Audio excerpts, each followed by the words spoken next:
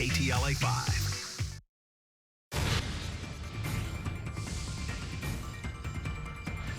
Now at noon, breaking news, a pro-Palestinian encampment has been cleared out at UCLA with more than 100 protesters taken into custody.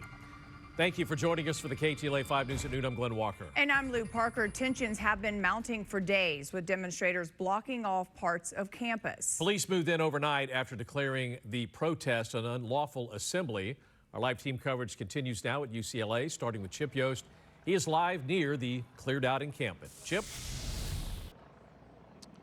Yeah, hey there, Glenn and Lou. Things look much differently here today than they did yesterday. You can actually see into this area of campus near Royce Hall. You may remember yesterday and in the past several days, there was not only kind of a makeshift fence there, it was really a wall. You couldn't see beyond this point where the encampment was. They've taken that down. They've taken, it looks like, all the tents down. There is still a lot of belongings and debris back there they're cleaning up. We can also see now that that wall is down, though, if we go over this way to the right, there is some damage, some vandalism that was done to Royce Hall and one of the other buildings here within the encampment area that we could not see before because of those walls and because of the restrictions the protesters put on who could go into that area of campus and who could not. Let's show you some video now from overnight. This happened about 3 in the morning when multiple law enforcement agencies in a joint operation made the move to come in and clear the encampment. This was hours after people inside the encampment were given the warning that this was an illegal assembly,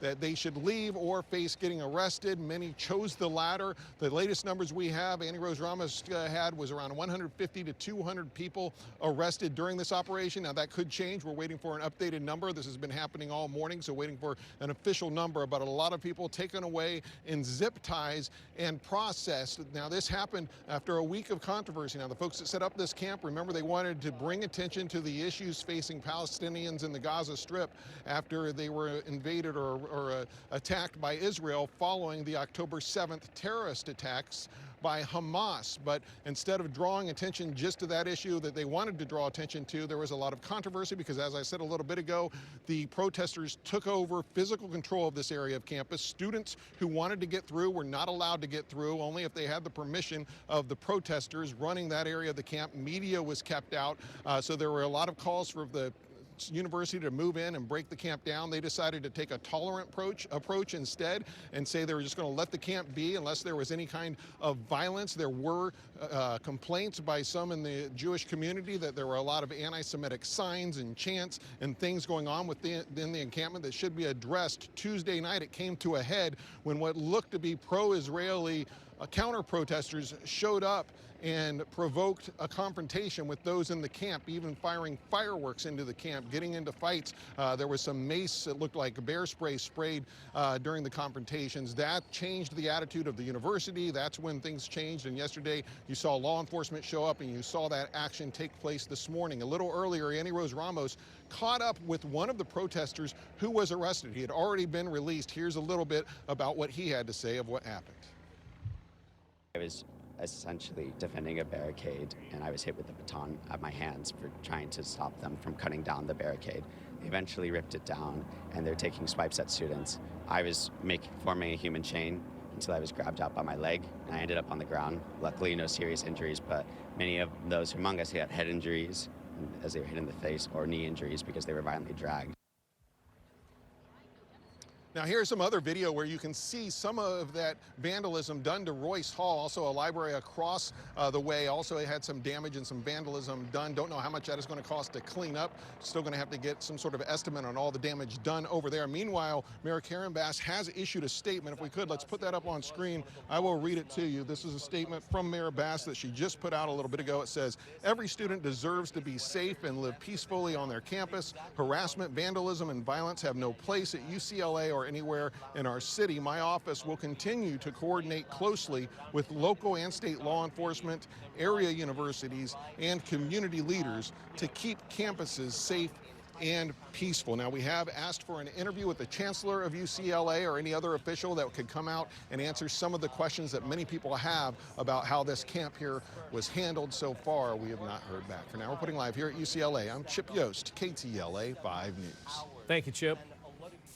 An investigation is underway after the mostly peaceful protest turned violent late Tuesday night. Pro-Israel counter-protesters violently attacked the encampment at UCLA, injuring more than a dozen people. KTLA 5's Kimberly Chang live in Westwood with the response from local leaders. Hi, Kimberly.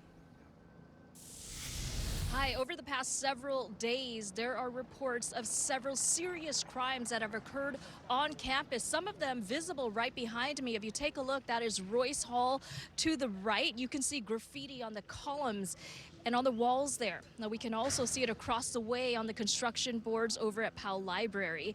People reported being beaten, bear sprayed on campus. There are countless calls for accountability and a thorough investigation.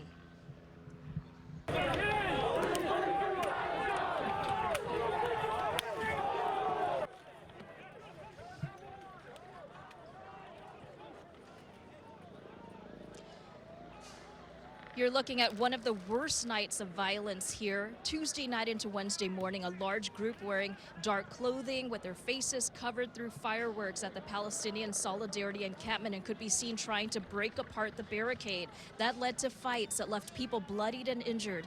It went on for hours before California Highway Patrol and other law enforcement agencies responded, sparking criticism and outrage. Now, over the past several days, as I mentioned, there have been reports of other crimes, including someone being tased, vandalism around the campus, harassment. Some student journalists said they were assaulted.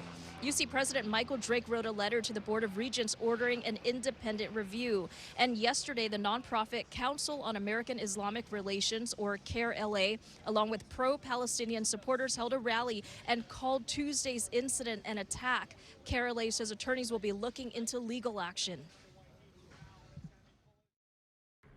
During the 6-hour period in which I was attacked, the police stood by on the sidelines and watched as me and my fellow protesters were maced, were struck with heavy plastic cones, were struck with rocks, were struck with batteries, and were struck with firecrackers. We call on Attorney General Rob Bonta to investigate the lack of response from the University PD, UCPD, and LAPD as the pro-Israel mob brutalized and terrorized students at the encampment. Around 30 middle-aged men came in all in black masks, and they started attacking the camp. And then there was counterattacks from them, pepper spray on both sides. I believe there should be an investigation to all crimes on campus. Nobody is above the law, no matter what side of the argument you're on. But what I will say is, once the investigation is concluded, the police will notice that there should have been a lot more arrests happening with people inside the encampment. And leaders are weighing in. Take a look. Chancellor Jean Block, who has not responded to media requests for interviews, sent out this statement yesterday saying, in part, "I can assure you that we will conduct a thorough investigation that may lead to arrests, expulsions, and dismissals. We're also carefully examining our own security processes in light of recent events." And the office of the governor released a statement saying, in part, quote, "The limited and delayed campus law enforcement response at UCLA was unacceptable, and it demands answers." And you also heard in Chip's report, LA Mayor Karen Bass saying that harassment, vandalism, and violence have no place at UCLA or anywhere else in the city. And she's also calling for a thorough investigation. The chancellor is urging those who had acts of violence committed against them to contact UCPD and report it. Reporting live here at UCLA, Kimberly Chang, KTLA 5 News. Kimberly, thank you.